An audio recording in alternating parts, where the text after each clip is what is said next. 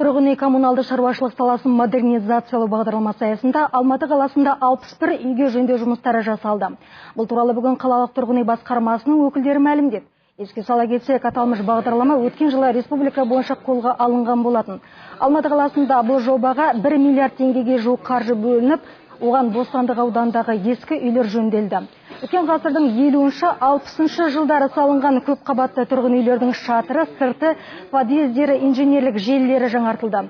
Тұрғын үй басқарма басшылары биыл тағы 12 үйге осындай жұмыстардың жүргізілетінін жеткізді.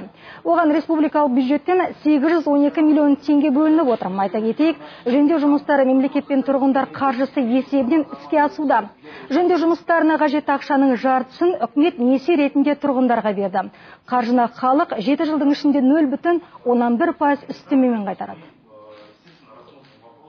Бірінші механизм ол тепломодернизация, үйдің бәрін қаптайды, шатырын бәрін ауыстырады, үй тепломодернизационный несін подвалына қояды. Екінші механизм ол жай ремонт бізде, ол шатырын ауыстырғанда тек қана шатырын, үйдің керегесін и подъезін жасайды.